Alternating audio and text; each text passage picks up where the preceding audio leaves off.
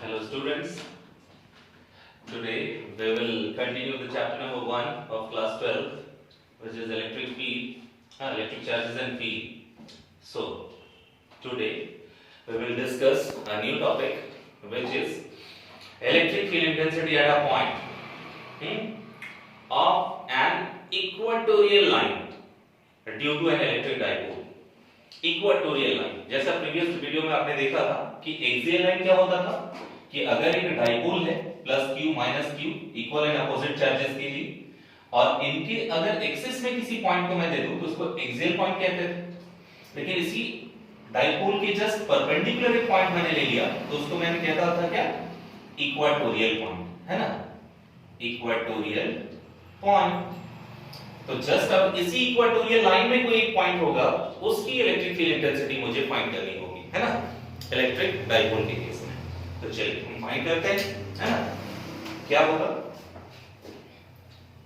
देखिए हमारे पास एक डाइपोल है, डाइपोल मींस एक माइनस क्यू चार्ज और एक प्लस क्यू चार्ज। तो ये डाइपोल हुआ, इस डाइपोल का डाइपोल लेंथ क्या हुआ, डाइपोल लेंथ शुरू से देखते आ रहे हैं 2l, या तो 2d या 2a कुछ भी ले सकते हो। ये इसका हाफ डिस्टेंस हुआ, तो दिस इज आल्सो l, और ये भी इसका हाफ डिस्टेंस हुआ तो ये भी डिस्टेंस l। इस सेंट्रल पॉइंट को मैंने माना o, ठीक है, इस सेंट्रल पॉइंट को मैंने क्या माना, o माना है। अब इस सेंट्रल पॉइंट से देखेंगे कि जो मुझे इलेक्ट्रिक डाइपोल मोमेंट जो मिलेगा उसका direction always negative to positive. So minus q से प्लस क्यू की तरफ कौन जाएगा भाई, electric dipole moment denoted by p, vector quantity है तो वेक्टर p लिख दिए, है ना। अब मुझे क्या है, एक ऐसे पॉइंट का एक इलेक्ट्रिक फील्ड इंटेंसिटी फाइंड करना है जो इक्वाटोरियल पॉइंट है। तो इस डाइपोल के जस्ट परपेंडिकुलर मैंने एक पॉइंट ले लिया, हाँ, परपेंडिकुलर लाइन पर एक पॉइंट P लिया जिसको मैंने यूनिट पॉजिटिव चार्ज रखा है ना। तो ये एक इक्वेटोरियल पॉइंट हो, तो इसी इक्वेटोरियल पॉइंट पे मुझे इलेक्ट्रिक फील्ड इंटेंसिटी की वैल्यू फाइंड करनी है, ठीक है। तो क्या करते हैं हम, इस पॉइंट को जस्ट ज्वाइन कर देते हैं हम इस लाइन से, ठीक है, ज्वाइन कर दे रहे हैं, और इस पॉइंट को भी हम इससे ज्वाइन करेंगे, ठीक है। अब ज्वाइन करने के बाद हमारे पास इलेक्ट्रिक फील्ड की क्या क्या वैल्यूज आएंगी वो देखिएगा, ठीक है। ये positive charge, this is also positive, है ना। तो यहां पर जो इलेक्ट्रिक फील्ड लाइंस होंगी वो इस यूनिट पॉजिटिव चार्ज को क्या करेंगे, रिपेल करेंगे। जो टेस्ट चार्ज होता है जिधर जाता है वही इलेक्ट्रिक फील्ड का डायरेक्शन होता है। सो ये रिपल्सन हुआ इधर, तो this is the direction for electric field. इस A पॉइंट पर है ये और ये B पॉइंट पर है, इसलिए B पॉइंट का इलेक्ट्रिक फील्ड मैं नाम दे रहा हूं EB। पॉजिटिव चार्ज और ये नेगेटिव, A पॉइंट पे कैसा है, नेगेटिव, तो इस नेगेटिव पॉइंट पर कैसा चार्ज होगा, इलेक्ट्रिक फील्ड की वैल्यू कैसी होगी, दिस इज इलेक्ट्रिक फील्ड की वैल्यू कैसी होगी, A की वजह से, क्योंकि पॉजिटिव नेगेटिव अट्रैक्शन हो तो टेस्ट चार्ज अट्रैक्ट होगा, इसलिए इलेक्ट्रिक फील्ड का डायरेक्शन ये। अब मुझे दो इलेक्ट्रिक फील्ड का तो डायरेक्शन चाहिए नहीं, मुझे एक सिंगल चाहिए। तो सिंगल कैसे होगा, सिंगल इसका मुझे इलेक्ट्रिक फील्ड यहां इसका रिजल्टेंट निकालना होगा, हाँ। और रिजल्टेंट कैसे निकालते हैं, क्लास 11th में हम लोगों ने पढ़ा था, हाँ, parallelogram law of vector addition, parallelogram law of vector addition आपने पढ़ा। तो ये जो निकलेगा वो हमारा इलेक्ट्रिक फील्ड होगा, resultant electric field. By the way इस डाइपोल मोमेंट जो है हमारा वो इस एक्सिस के साथ, हाँ, हमारा थीटा एंगल फॉर्म किया है, ठीक है। तो दिस इज आल्सो थीटा। अब जब ये है तो alternate opposite angle this is also theta. जब ये थीटा है तो देख रहा हूं कि ये एंगल इस लाइन पर, ये लाइन बना रहा है थीटा एंगल, तो ये लाइन भी कितना बनाया होगा, दिस इज आल्सो थीटा।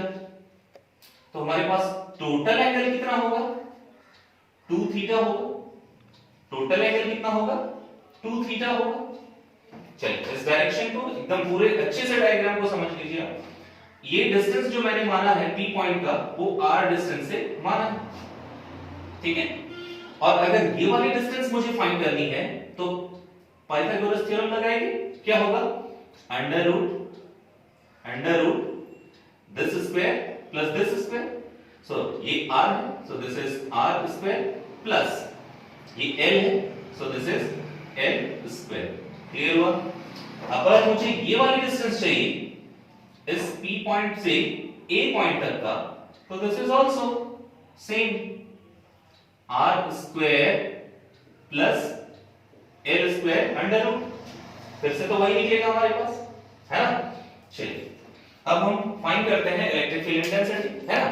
चलिए देखिए electric field intensity P point का, देखिएगा electric field intensity P point का प्लस Q चार्ज की वजह से, हम कौन से चार्ज देख रहे हैं, प्लस Q चार्ज की वजह से, तो ये प्लस Q चार्ज की वजह से, हाँ, और प्लस Q चार्ज की वजह से क्या होगा हमारे पास, प्लस Q चार्ज वाला मैंने B पॉइंट माना है इसलिए EB है ना, तो यहां पर क्या लिखेंगे, EB लिखेंगे, ठीक है।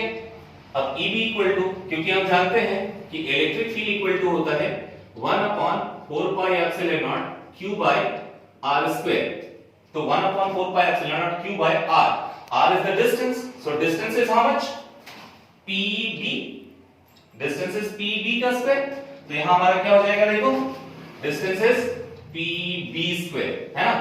अब देखो एक्टिंग अलोंग, किधर एक्ट कर रहा है भाई, B से लेके P तरफ, B से लेके P की तरफ एक्ट कर रहा है, B से लेके P की तरफ एक्ट करेगा, ठीक है। अब देखिए 1/4 पाई एप्सिलॉन नॉट, है ना, ये EB रहेगा, ठीक है।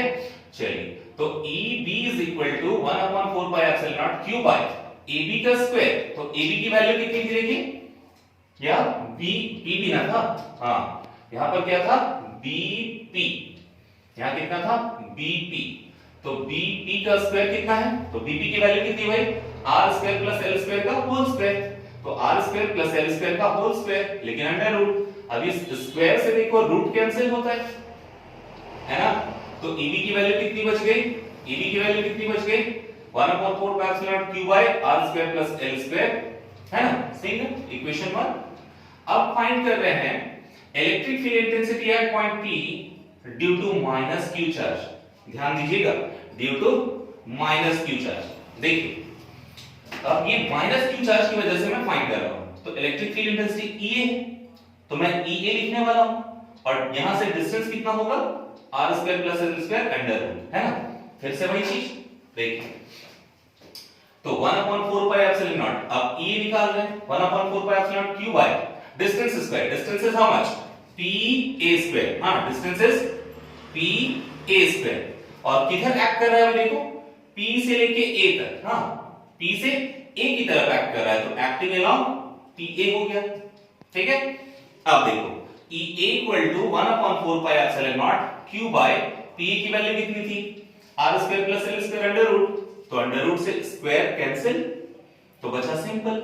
अब यहां क्या देख रहे हो, इक्वेशन 1 और 2 से देखो क्या मिल रहा है आपको, सिमिलर चीज नहीं मिल रहा है, 1/4 pi epsilon naught Q by R square plus L square, यहां भी सेम चीज है भाई, है ना, तो दोनों हमारे पास क्या है, दोनों का मैग्नीट्यूड इक्वल नजर आ रहा है ना, दोनों इक्वल है, दोनों का मैग्नीट्यूड इक्वल कहने का मतलब इसको और ऐसे लिख सकते हो, EA equal to EB, magnitude equal, तो रिजल्टेंट इलेक्ट्रिक फील्ड इंटेंसिटी निकालेंगे हम लोग, है ना, resultant electric field intensity, resultant, लेकिन किसके लिए, इक्वेटोरियल लाइन के लिए। इक्वेटोरियल लाइन में क्या होगा, हम parallelogram law of vector addition use करेंगे, यहां देख रहे हैं आप, ये इधर है, EB इधर है, तो मुझे parallelogram law of vector addition use करना पड़ेगा, तो parallelogram vector law of vector addition के लिए आप लोगों ने पढ़ा था रिजल्टेंट कैसे, मान लेते हैं कि आपका एक फोर्स जो है ना ऐसा है, एक इलेक्ट्रिक फील्ड ऐसा था, तो रिजल्टेंट आपने ऐसे निकाल लिया, हाँ, तो इसको कैसे निकालते थे, ये अगर मैंने माना है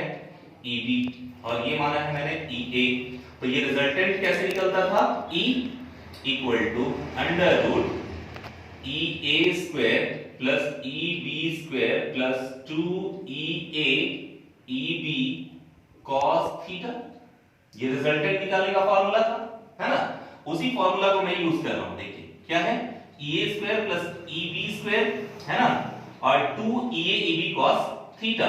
तो थीटा की जगह में देखिएगा कि EA और EB के बीच में टोटल एंगल कितना है भाई 2 थीटा, है ना। टोटल एंगल कितना है 2 थीटा, इसीलिए मैं कितना एंगल यूज कर रहा हूं भाई 2 थीटा। देखिएगा cos 2 थीटा। अब चलिए सॉल्व करते हैं। देखिए तो E equal to EA square plus EB square plus 2EA EB जो था, अब जितना है EA की जगह EB, EB की जगह EA लिख सकते हैं। तो सब जगह मैं EA लिख दिया क्योंकि EA और EB दोनों क्या थे इक्वल थे। तो यहां देखो EA और EA 2EA स्क्वायर, EA और EA EA स्क्वायर, है ना। तो 2 तो ऑलरेडी था, तो 2EA स्क्वायर cos 2 थीटा। अब देखो एक यहां पर 2A स्क्वायर कॉमन है, यहां भी कॉमन है, यहां भी सेम चीज है, मैंने कॉमन ले लिया। कॉमन लिया तो क्या बचा 1 plus cos 2 theta, cos 2 theta, this is cos 2 theta. अब देखो 2EA स्क्वायर तो ऑलरेडी है, तो हम पहले से फॉर्मूला जानते हैं 1 प्लस cos 2 थीटा किसके बराबर होता है 2 cos स्क्वायर थीटा के बराबर। तो यहां क्या लिख रहा है 2 cos स्क्वायर थीटा, मैं क्या लिख रहा हूं 2 cos स्क्वायर थीटा। तो अब देखिए 2EA square 2 cos square theta, तो 2 2 जा 4, तो 4 का रूट तो बाहर निकल जाएगा 2। EA स्क्वायर है वो भी स्क्वायर से रूट से बाहर, तो EA बाहर, cos स्क्वायर थीटा है तो वो भी स्क्वायर बाहर, यानी रूट से सब बाहर हो गया। तो हमारे पास इक्वेटोरियल पॉइंट का क्या बचा लाइन 2EA cos थीटा, है ना, cos थीटा। देखो 2 2 उसका स्क्वायर रूट 2, EA स्क्वायर का EA और cos थीटा निकल गया। अब देखो इन ट्रायंगल POA ध्यान से देखना, है ना, POA अगर मैं एक राइट एंगल ट्रायंगल ले लूं तो इस राइट एंगल ट्रायंगल में cos थीटा बराबर क्या हो जाएगा cos theta equal to b by h। तो b is the base, here l base by h hypotenuse, क्या होगा hypotenuse r square plus l square, तो l by r square plus l square under root. तो देखिए cos theta की value है r square plus l square under root, तो root का मतलब तो 1 by 2 पावर होता है, तो मैंने इस तरह से लिखा, है ना, cos theta equal to l by r square plus l square under root यानी 1 by 2। तो देखिए 2 अपने प्लेस पे, EA की value 1/4 pi epsilon q by r square plus l square मैंने फाइंड की थी, l by r square plus l square whole power 1 by 2, है ना, cos थीटा की वैल्यू। तो इक्वेटोरियल पॉइंट की लाइन क्या हो गई 1/4 पाई एप्सिलॉन नॉट, 2 को इधर मल्टीप्लाई किया, ql को एक जगह कर दिया। तो देखो क्यों ऐसा किया भाई, क्योंकि हम लोग को जानते हैं पहले से ही पढ़ चुके हैं electric dipole moment P is equal to either charge and length of dipole, यानी dipole length। तो q into 2l, so q into 2l is what P, electric dipole moment। तो 1/4 pi epsilon naught P by r square plus l square power 3 by 2, 3 by 2, यहाँ देख रहे हो 1 और यहाँ power 1 by 2 है, तो दोनों को जोड़ दोगे तो क्या होगा 1 plus 1 by 2 equal to 3 by 2 होता है, इसलिए टोटल पावर दोनों के लिए क्या हो गया 3 by 2। तो चलिए हमारा इक्वेटोरियल पॉइंट का रिजल्टेंट आ गया। लेकिन रिजल्टेंट आने के बाद हम क्या देखना चाहते हैं शॉर्ट इलेक्ट्रिक डाइपोल के लिए, क्योंकि डाइपोल तो बहुत छोटा है ऑलरेडी। तो शॉर्ट इलेक्ट्रिक डाइपोल क्या होगा जिसका लेंथ बहुत कम होगा, तो इसके लेंथ को मैंने बहुत कम कर दिया, किसके कंपैरिजन में r क्या था जिस पॉइंट पर हम इलेक्ट्रिक फील्ड इंटेंसिटी फाइंड कर रहे थे वो पॉइंट था। तो ये वाला पॉइंट तो फिक्स है r, लेकिन इस लेंथ को मैं और छोटा बना दे रहा हूं, बोल रहा हूं कि ये l बहुत छोटा है किसके कंपैरिजन में r के कंपैरिजन में। तो जब ये l बहुत छोटा हो गया तो इस r के कंपैरिजन में बहुत छोटा होने पर तो ऑलरेडी छोटा है, और क्या बोल रहा है कि यहां स्क्वायर भी कर दीजिए, तो स्क्वायर करेंगे तो क्या होगा और छोटा हो जाएगा, है ना, ठीक है। क्यों ऐसे स्क्वायर करने से देखिए 0.01 अगर मैं इसका स्क्वायर कर लूं तो ये और छोटा नहीं हो जाएगा, क्या हो जाएगा इसका हाँ 0.0001, है ना, देखिए बहुत छोटा हो जाता है। तो हमारे पास ये केस है कि कोई भी छोटी क्वांटिटी को अगर और ज्यादा छोटा करना है तो उसका स्क्वायर कर देते तो और छोटा हो जाता है, तो ये ऑलरेडी छोटा है तो ये नेगलेक्ट माना जाएगा, ठीक है। तो जब l स्क्वायर नेगलेक्ट हो गया तो बचा क्या p by r पावर 2 और पावर 3 by 2। तो देखिए r पावर 2 ऑलरेडी था और 3 by 2 था, तो 2 2 कैंसिल, क्या बचा 3 बचा, यानी r क्यूब बचा, ठीक है, ये हमारा कैंसिल हो गया तो r क्यूब बचा। आप देख रहे हो क्या इक्वेटोरियल पॉइंट में इसको क्या है k भी लिख सकते हैं, कूलम्ब कांस्टेंट का वैल्यू है k, P by R cube. इसका मतलब यहां भी हमारे पास क्या आया है, इलेक्ट्रिक फील्ड इनवर्सली प्रोपोर्शनल है R क्यूब के। ये ध्यान रखिएगा, यानी डायपोल के केस में वो R क्यूब के इनवर्सली प्रोपोर्शनल होता है। अब देख रहे हैं कि आपने क्या निकाला था, जस्ट एक्सियल लाइन की वैल्यू जो आपने निकाली थी उसमें क्या था, 1/4 pi epsilon naught 2p by r cube था, और यहां सिर्फ p बाय r क्यूब आया। इसका मीनिंग क्या हो गया, सिर्फ 2 का डिफरेंस है वहां, मतलब वो 2 टाइम्स था। इसलिए हम क्या रिलेशन लिख रहे हैं कि एक्सियल पॉइंट का इलेक्ट्रिक फील्ड जो होगा वो 2 टाइम्स होगा इलेक्ट्रिक फील्ड इक्वेटोरियल पॉइंट के। हाँ, मतलब इक्वेटोरियल पॉइंट का जो भी इलेक्ट्रिक फील्ड होता है वो क्या होगा, एक्सियल वाला 2 टाइम्स होता है इक्वेटोरियल के। जैसे यहां देखिए यार 2 गायब है, लेकिन एक्सियल लाइन में 2 आया था, मतलब वो 2 टाइम्स है ना। तो यह इक्वेटोरियल पॉइंट 2 टाइम्स हो जाएगा किसके, एक्सियल के। तो ये रिलेशन है दोनों के बीच में जो बहुत इंपॉर्टेंट रिलेशन है, इससे न्यूमेरिकल भी आते हैं, हाँ, और बोर्ड में क्वेश्चंस भी पूछे जाते हैं। ठीक है, चलिए, थैंक यू।